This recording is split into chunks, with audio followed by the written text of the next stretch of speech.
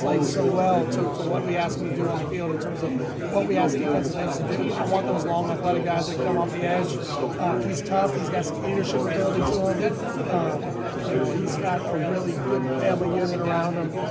So just in every way, he fits the culture of our program, but he also fits everything we're looking for from a player. How helpful is that for you recruiting defensive ends? I mean, you've got Jermaine Johnson and Verse and everybody else. I mean, obviously you guys have been very successful developing defensive ends.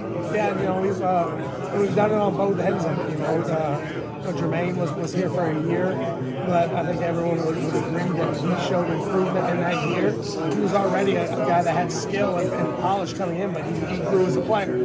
And then Jared Verse was a little bit different. He was here with us for 2 years, and I thought he made a dramatic jump in terms of just his big picture understanding and growth as a player during the time he was here. And I thought he had a really, really good career for us. And then you got Pat Payton, who we recruited, put weight on him, developed, and keeps getting better every week he goes out there. So, that is something that we're proud of in terms of our development.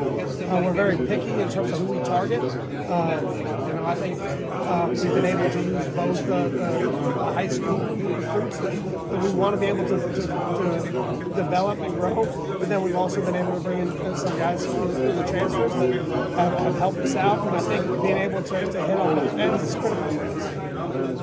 I think you probably talked about DD Holmes a little bit. Can you talk about the evaluation process and kind of when you decided, yes, he would be a fit, let's go after him in totality? Yeah, his first visit here was in April, and I thought just from a personality mindset, what he was looking for, he was a good fit.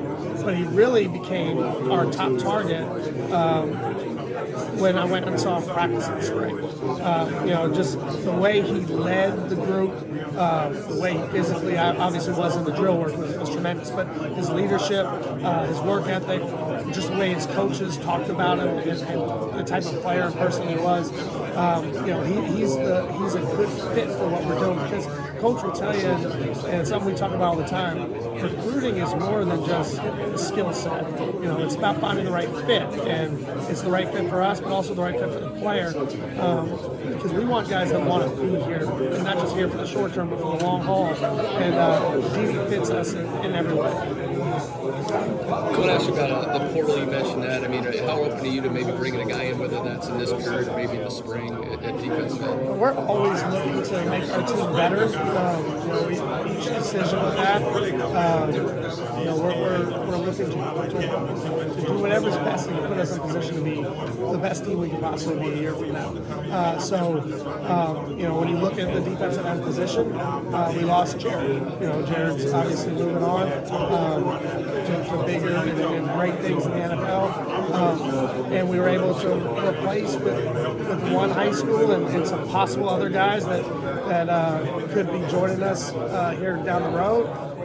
So I think we're going to be in good shape, at that position. And I think when all the dust settles and we get through kind of this portal season and through that second signing day, people will be really excited about where this class is. You have to ask you about Jake and bringing in the number one kicker in the nation. You didn't have to bring in a kicker this year, but obviously we get a guy of that talent. I guess you guys just decided we got an opportunity to sign this guy.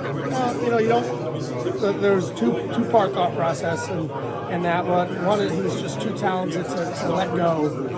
He was the number one kicker in the country, and he was for a reason. I mean, just super impressive. Every time I've been out to watch him, he's just a very impressive player, but also a great person.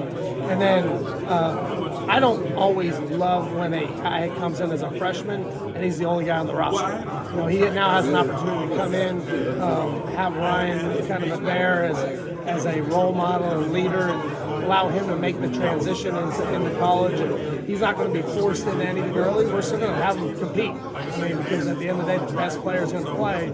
But I think it's good to have an older player on the roster that can help in that transitional process.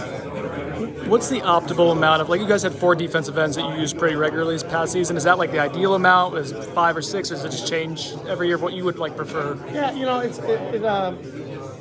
I think you want 5 guys who are prepared to play. I mean, if you have more, then that's great. But realistically, it's hard to have a 5-man rotation within a game. I think a 4-man rotation is very doable, but you want to have that 5th guy there because inevitably, as injuries happen or things happen throughout the course of the year, you need to have somebody else who can get in that rotation. Obviously the more good players you have, the better it is. But realistically, you could rotate 4, and it's hard to get that 5th in rotation, but you can do it at times. It's just you got to have roles, and you got to have guys who understand the role within the defense. Coach Norvell talked about this at the end of his press conference. There are going to be times when you guys win recruiting battles, times when you don't. And like, if there's a player who's say been committed for a while, flips especially at the end, you're obviously developing relationships with these guys. They're not just star ratings. Like for you, how do you kind of compartmentalize or kind of rationalize like that disappointment? Yeah, I think it's when you the way recruiting works now, these relationships are built over the course of the years, and